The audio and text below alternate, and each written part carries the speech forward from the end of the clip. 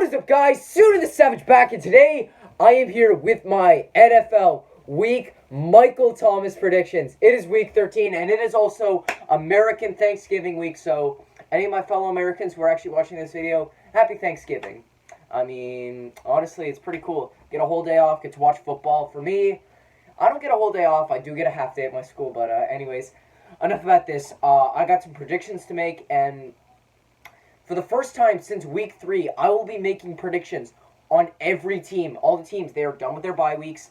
Every team will be playing from Week 13 until Week 17. So, without further ado, let's just get this video started. So, one of the NFL's main traditions is to have the Detroit Lions and Dallas Cowboys play at home on Thanksgiving. And that's how we're going to start it out today, as we have our very first Thanksgiving matchup game taking place on Thursday, November 28th, between the Detroit Lions and the Chicago Bears at 12:30.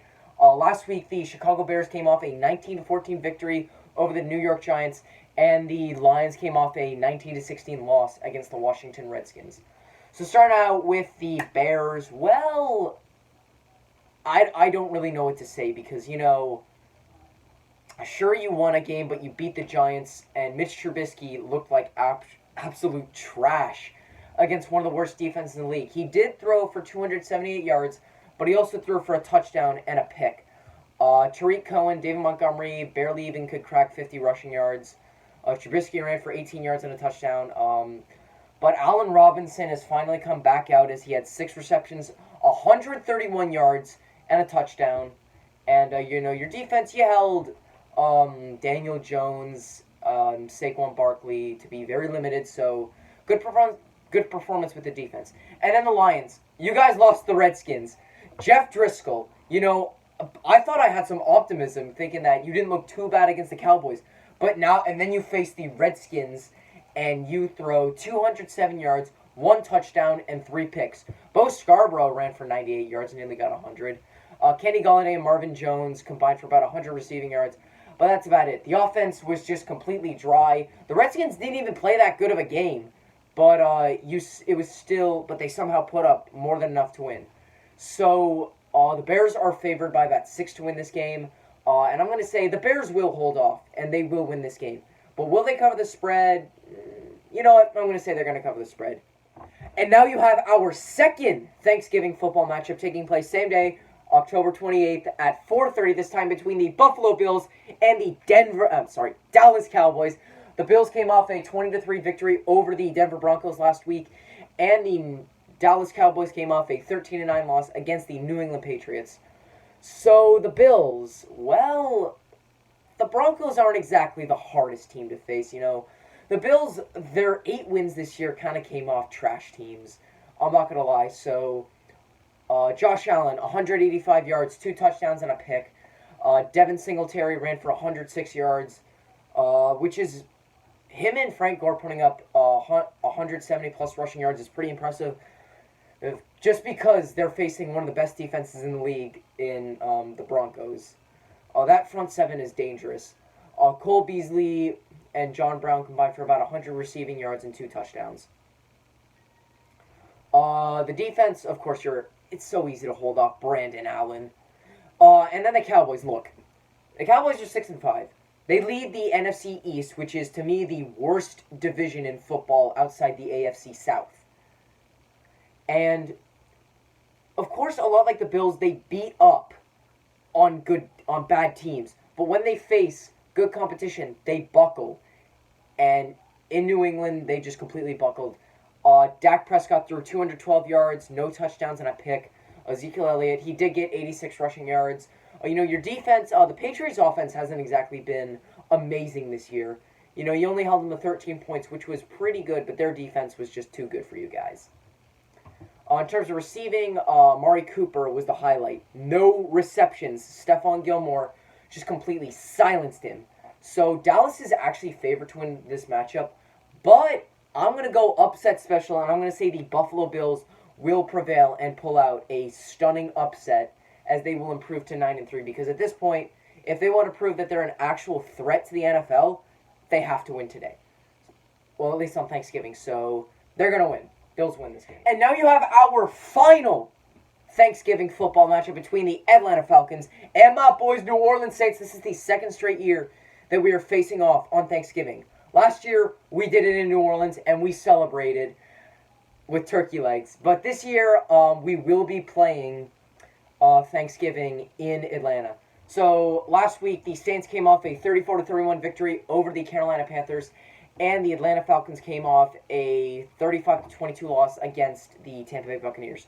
So the Saints, well, it was a good game. It was a very, very stressful game. Drew Brees threw for 311 yards, 3 touchdowns, and a pick. The pick, he just made a bad throw. Latavius Murray ran for 64 yards. Alvin Kamara had 54 yards. Michael Thomas got 10 receptions, 101 yards, and a touchdown. Jared Cook had 6 receptions for 99 yards and a touchdown. You know what? It was a good game that we played, but we had a lot of trouble stopping McCaffrey and DJ Moore as they completely torched our defense. It came down to the wire, but of course, Breeze is Captain Clutch and brought us to a victory. And then the Falcons, Matt Ryan threw for 271 yards, no touchdowns, and a pick. The rushing game was limited to just about 50 rushing yards. In terms of receiving, Calvin Ridley was your leader as Julio Jones had 5 receptions for 68 yards, but Calvin Ridley had 6 receptions for 85 yards and a touchdown, completely torching the Buccaneers defense. Other than that, you guys looked really flat. Matt Ryan got replaced for Matt Schaub, who had 55 yards and a touchdown. So, of course I'm going to be picking the Saints in my winner, but I'm not going to overlook the Falcons just because, last time I overlooked them. We were favored by 13.5. I thought nothing of it. I thought it's going to be an easy win. They completely torched us for a 26-9 victory. Saints will pull off the victory, and they will cover the spread, which is about 6. But I expect this to be a better performance by New Orleans. So Saints win this game, and we will celebrate with roasted falcon on a stick. So that's it. Well, not for the video, at least for Thanksgiving football matchups, because the Lions and Cowboys, they always get a game on Thanksgiving. And the third game usually goes to a division rivalry, but now we're moving on to our Sunday football matchups with our very first one between the Washington Redskins and the Carolina Panthers. The Redskins came off a 16-19 victory over the Detroit Lions, and the Carolina Panthers came off a 31-34 loss against the New Orleans Saints. Let's keep this going. Redskins, wow, you actually won a game. I know you beat the Redskins and you also beat the Lions. I know you beat the Dolphins and Lions. Also, and you guys didn't even play that great of a game. Dwayne Haskins threw 156 yards, no touchdowns, and a pick. The rushing game, you got just about 90 yards of rushing. Terry McLaurin is obviously Dwayne Haskins' favorite target with 72 receiving yards on 5 receptions. Honestly, your best player of the game was Steve Sims Jr., as he had 2 kickoff returns for 124 yards and a touchdown. And then you have the Carolina Panthers. Kyle Allen, when he's back in the Superdome, he's actually really good. And he did have a good performance, throwing for 256 yards and 3 touchdowns. Christian McCaffrey ran for 64 yards and a touchdown, and followed that up with 69 receiving yards and a touchdown. But the big guy was DJ Moore, 6 receptions, 126 yards, and 2 touchdowns. But of course, it didn't help that your kicker, Joey Sly, missed a field goal and 2 extra points, which capped off a good win for the Saints. So, who's going to win this game? Carolina's favored by 10 to win. I'm going to say Carolina wins, but they do not cover the spread. And now you have our very next match between the New York Jets and the Cincinnati Bengals. The Jets came off a huge 34-3 victory over the Oakland Raiders, and the Cincinnati Bengals continue their road to 0-16 with a 16-10 loss against the Pittsburgh Steelers. So starting off with the Jets. Well, you're facing the Raiders, and they are actually expected to go to the playoffs. They were 6-5 going into this game, and they were 6-4. Had a chance to actually do something, but you decided to beat them and ruin your tank. So Sam Darnold threw 315 yards, 2 touchdowns, no picks. Le'Veon Bell had about 49 rushing yards, but he followed that up with 59 receiving yards. Robbie Anderson had 4 receptions for 86 yards and a touchdown. Other than that, You guys held the Raiders to 3 points. You held Joshua Jacobs to 31 yards. Your defense came to play. Very, very good game play by you guys. Except I think it's a little late for you guys to actually be performing. And then the Bengals, you guys are absolutely pathetic. You got beaten by Pittsburgh's third-string quarterback in Delvin Hodges. But Ryan Finley had 192 yards, a touchdown, no picks. Joe Mixon ran for 79 yards. Tyler Boyd had 5 receptions, 101 yards, and a touchdown. So they all had good games, but unfortunately, the Steelers were just able to be a little bit more clutch. But seriously, though, your decision to have Ryan Finley as your starter failed so bad that the Red Rifle, Andy Dalton, will be starting again. And I cannot wait to see how that goes. Who am I going to pick to win for this game? I'm going to say the Jets. Favored by 3.5, and I think they are not going to cover the spread. I think it's going to be a very close game. Both teams are going to try to hand each other victory, but New York will win the game, but Cincinnati will cover the spread. And now you have our very next match, which is an AFC South division rivalry match between the Indianapolis Colts and the Tennessee Titans. Titans came off a 42-20 victory over the Jacksonville Jaguars, and the Indianapolis Colts came off a 20-17 loss against the Houston Texans. Starting off with the Titans, maybe Ryan Tannehill is the answer. Maybe Mariota was the problem, as you guys have looked completely different and completely better under Tannehill, making shocking upsets and then beating on the Jaguars. Tannehill had 259 passing yards, 2 touchdowns, no picks, and he followed that up with 40 rushing yards and 2 touchdowns. But Derrick Henry, whenever he plays the Jaguars at Nissan Stadium in Tennessee, God damn it, what's the state? No, not in Nashville, Tennessee. That's it. He loves to play them there, as he had 19 carries, 159 yards, and 2 touchdowns. A.J. Brown, 4 receptions, 135 yards and a touchdown.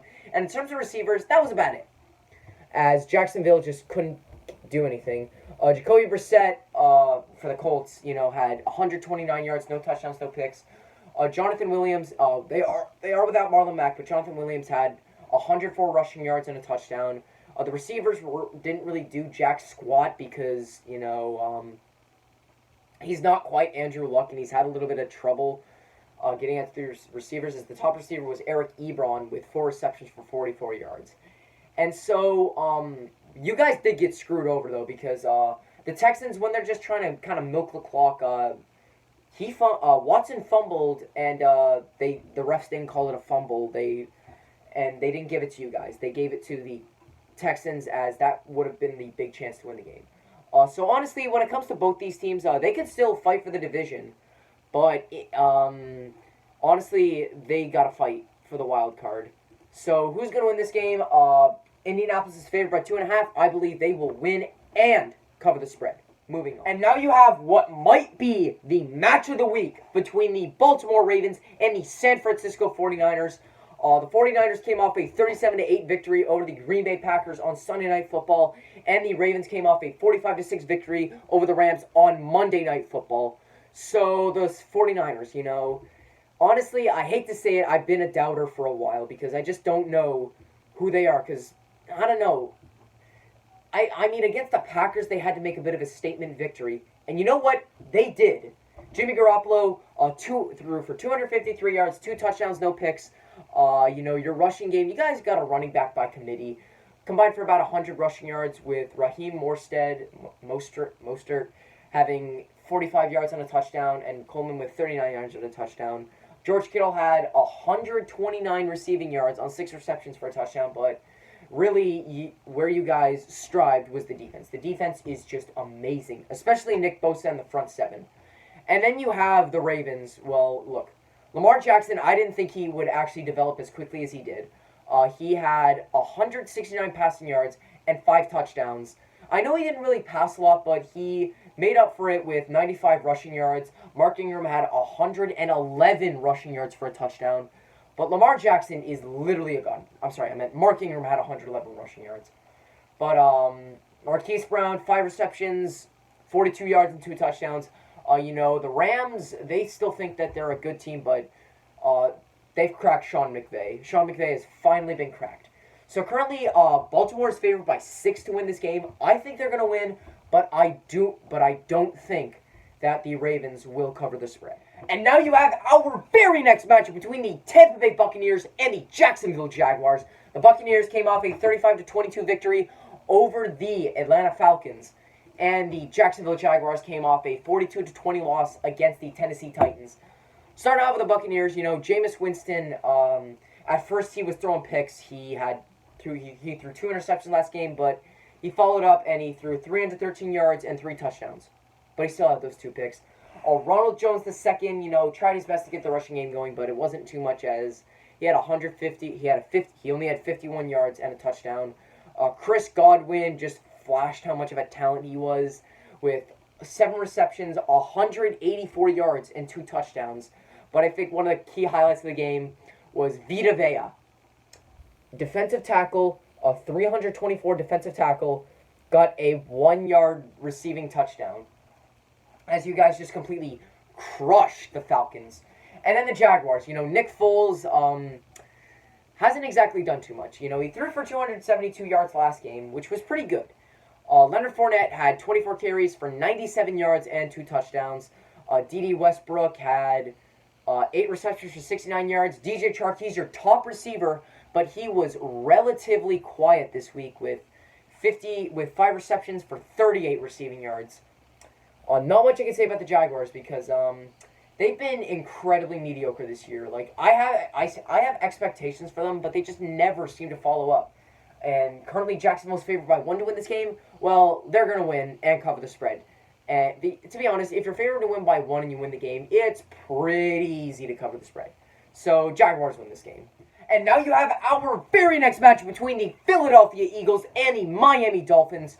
The Eagles came off a 17-9 loss against the Seattle Seahawks, and the Dolphins came off a 41-24 loss against the Cleveland Browns. So, Eagles. I honestly don't know what to say about you because Carson Wentz looks like absolute trash. Against the Seahawks, he threw for 256 yards, a touchdown, and a pick. Miles Sanders had only 63 rushing yards. Zach Ertz, 12 receptions, 91 receiving yards, and a touchdown, finally showing that he is the best tight end in the game. But honestly, I don't know what to say about you guys because I can't get a good grasp on you because you are just so inconsistent. Like Carson Wentz, I just keep thinking he's going to play like he did in 2017. He has yet to live up to that expectation. That 2017 year at this point is a fluke. I won't be surprised if pretty soon after the Eagles move on from him. And then the Dolphins. Well, you guys suck. Ryan Fitzpatrick, 214 yards, 2 touchdowns, and 2 picks, living up to his nickname, which isn't Fitzmagic or Fitztragic, it's Fitzception.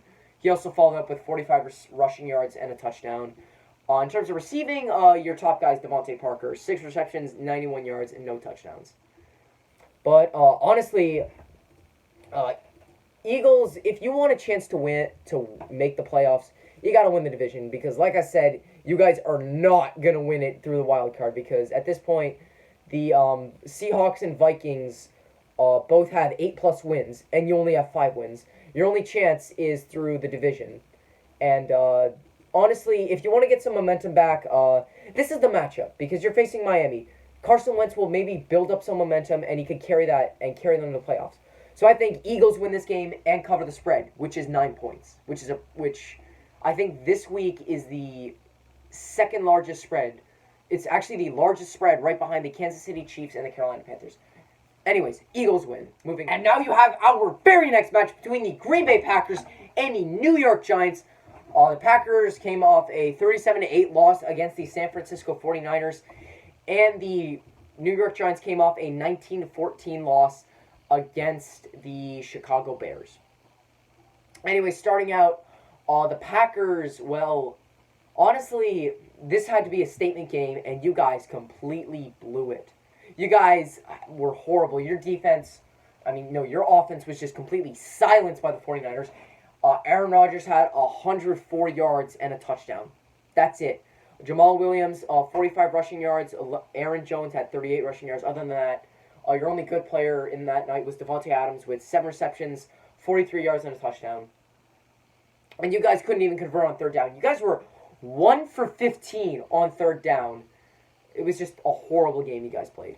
And then the Giants, Mitch Trubisky is one of the worst quarterbacks in the league, and somehow you guys let him beat you. I know you guys have a trash defense, but that doesn't matter. Daniel Jones, 150 yards, 2 touchdowns. Not great. Saquon Barkley has had a lot of trouble getting it going ever since he came back from his injury, as he had 59 rushing yards and only 1 receiving yard on 2 receptions.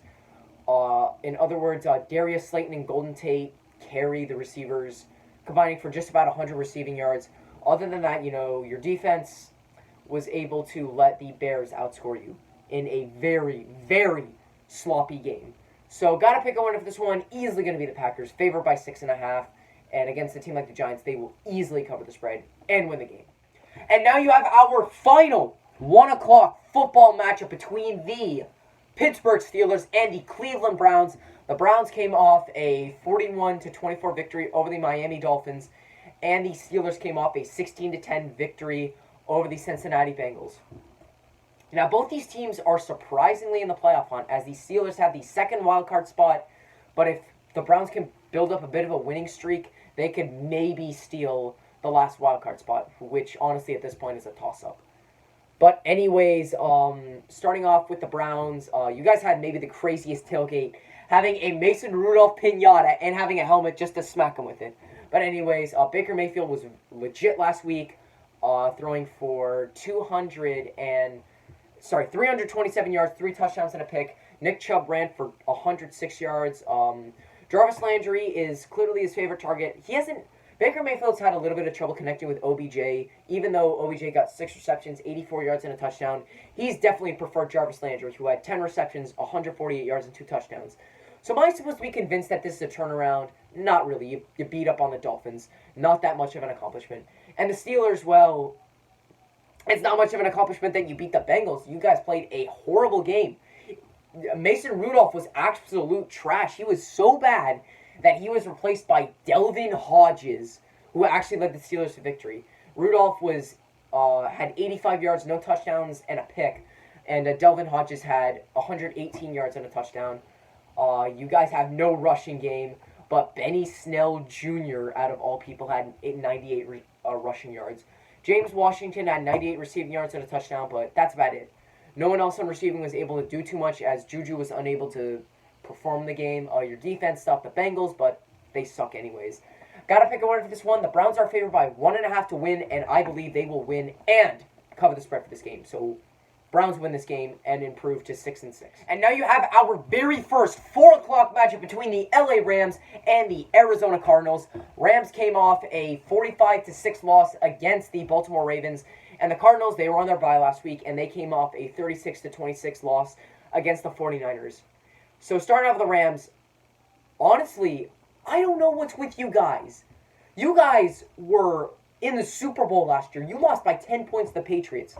You guys were expected to be the class of the NFC West and the NFC in general, and you have flopped. Jared Goff is absolutely trash. 212 yards, no touchdowns, 2 picks. Todd Gurley, I know I said recently he had his workload. He had more of a workload. Well, that didn't prove anything because they had to pass the ball more. Had only 6 carries for 22 yards. Robert Woods had 97 receiving yards, and that was about it. Cooper Kupp and Brandon Cooks had 35 and 32 receiving yards, and nothing else really came out of that, as you guys were picked apart by the Ravens. And you guys were supposed to have a very good defense. And friggin' Aaron Donald, out of all people, didn't even lay a finger on he didn't even lay a finger on Lamar Jackson. And that's about it. So, and then you have the Cardinals, who nearly did it. They nearly beat the 49ers. Kyler Murray, 150 yards for 2 touchdowns. They got a bit of a running back by committee.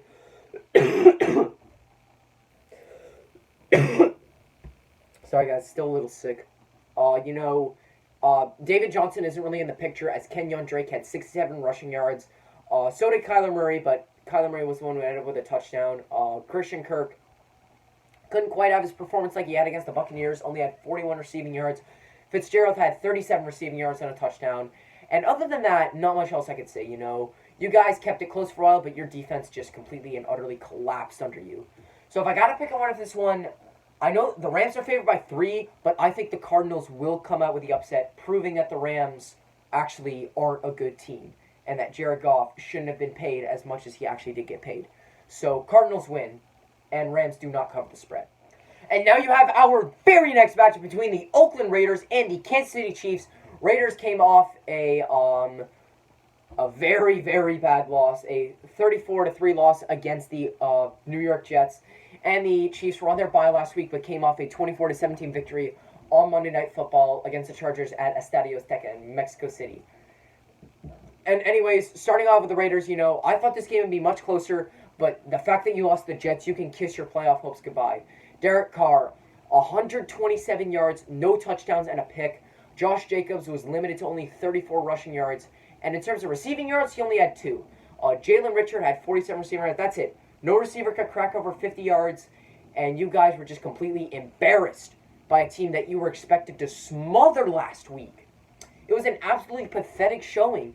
And then the Chiefs, the Chargers, you picked Phillip Rivers off 4 times. Mahomes had 182 yards, a touchdown, and a pick. Your defense really did more. Mahomes ran for 59 yards, showing that he's also a bit of a ground threat. Travis Kelce had 7 receptions for 92 yards and a touchdown. You guys were without Tyreek Hill, which did take out a lot in your game. So, honestly, it wasn't a great game. The game was okay itself, but Rivers was absolutely trash against you as you picked him off 4 times. So, this match was supposed to be closer than, the spread. The Chiefs are favored to win by 10. And to me, the Chiefs will win the game, but will not cover the spread against the Raiders. And now you have our very next match between the Los Angeles Chargers and the Denver Broncos. Chargers came off a 24-17 loss against the Kansas City Chiefs a couple weeks ago on Monday Night Football in Estadio Azteca because they were on their bye week last week. And then the Broncos came off a 20-3 loss against the Buffalo Bills. Starting off the Chargers, Phillip Rivers, I think the Chargers will move on from him at the end of the season. He threw 353 yards, a touchdown, and 4 picks. So if you're keeping count, he has thrown 7 interceptions over his last 2 games. And in comparison, he has 9 children. He has thrown nearly as many picks over the last 2 games as children that he has. Melvin Gordon and Austin Eckler just completely ravaged the Chiefs' defense. Melvin Gordon had 69 rushing yards and followed that up with 21 receiving yards. Eckler only had 24 rushing yards, but followed that up with 108 receiving yards. Mike Williams and Keenan Allen kind of feasted on the Chiefs, but unfortunately Rivers was just absolute trash. And Hunter Henry did his job too, in getting 6 receptions for 69 yards.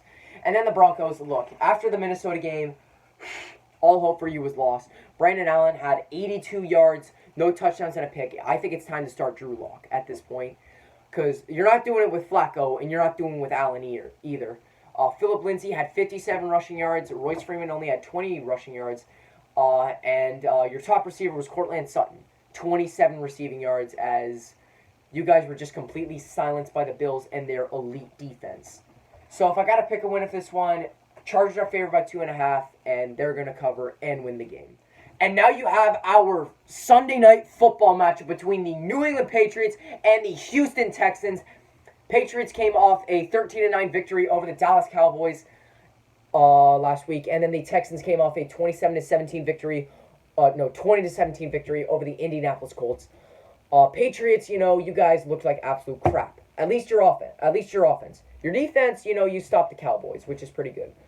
Brady had 190 yards, a touchdown, no picks. Sony Michel ran for 85 yards.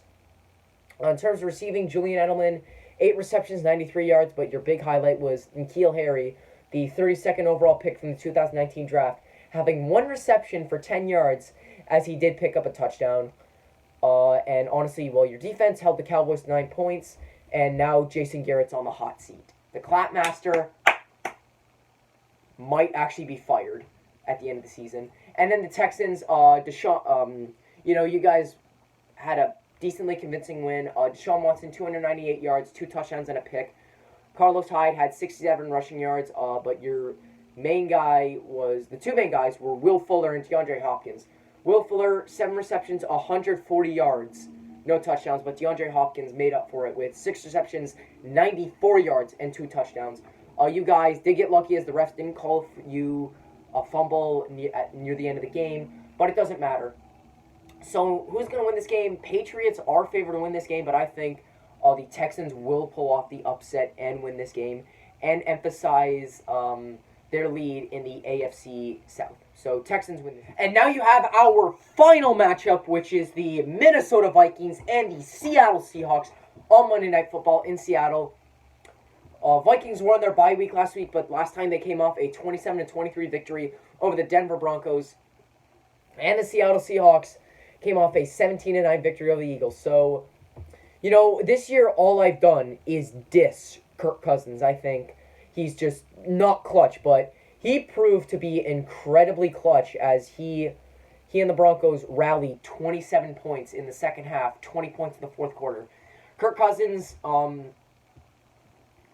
was 29 for 35, super accurate, had 319 throwing yards and 3 touchdowns. Dalvin Cook, 11 carries for 26 yards. He didn't really do too much as it was mainly Stephon Diggs and Kyle Rudolph. So you know what? The fact that they were the ones that did all the work, well, at least the main part, good on you guys. I kept saying Kirk Cousins is unclutch, but you erased a huge lead and ended up winning. So Kirk Cousins, good job. And then the Seahawks, they beat the Eagles, but they didn't do it too convincingly. Russell Wilson threw for 200 yards, a touchdown and a pick. Not that great of a game. Rashad Penny, though, had 14 carries, 129 yards, and a touchdown. Chris Carson only had 26 rushing yards. In terms of receiving, no receiver cracked over 40 yards, whether it was Tyler Lockett, DK Metcalf, Chris Carson, Malik Turner. That's about it. So, yeah. To be honest, this matchup is very, very important because the winner, whoever wins this game will have a chance to maybe catch the division who leads their divisions. So if the Seahawks win, they stay very close to the 49ers. If the Vikings win, they are still right behind the Packers. But at this point, whoever wins this game will definitely have the leg up for the playoffs, as Seahawks will win this game. They're favored by 3, and in a kind of a clutch situation like this, Kirk Cousins, I think, will falter. So, yeah, Seahawks win this game.